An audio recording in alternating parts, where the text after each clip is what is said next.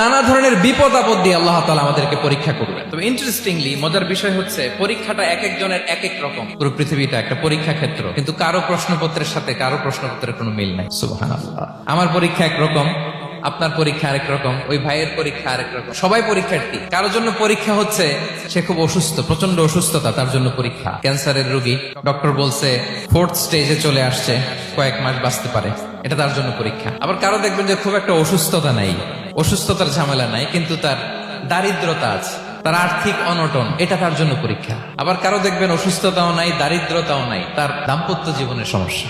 অনেকের দেখবেন এগুলো কোনোটাই সমস্যা না, তার ছেলে কথা শোনে না, মাদকাসক্ত, আহা, রিহ্যাবে পাঠায়, আবার আসে, আবার গাঁজা খাওয়া শুরু করে। আছে না নাই বলেন?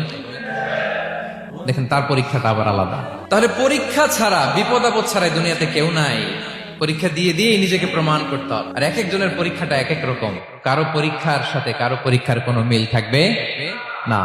তো মাঝে মাঝে আমরা এটা ভুলে যাই। আল্লাহ তাআলা কালামে পাকে রিমাইন্ডার দিয়ে আমাদেরকে স্মরণ করিয়ে দিতে চান যে এই পৃথিবীতে আসলে তোমরা এসেছো পরীক্ষা দিতে। এটাই জীবনের বড় বাস্তবতা। এটা যদি ভুলে না যান, এটা যদি আপনার মাইন্ডসেটে থাকে যে পুরো জীবনটা একটা পরীক্ষা, তাহলে দেখবেন কোনো কিছু আপনাকে কাবু করতে পারবে না। আপনি হতাশ হবেন না, জীবন নিয়ে আর অভিযোগ থাকবে না, আপনি ভেঙে পড়বেন না, সব অভিযোগ হতাশা দূর হয়ে যাবে।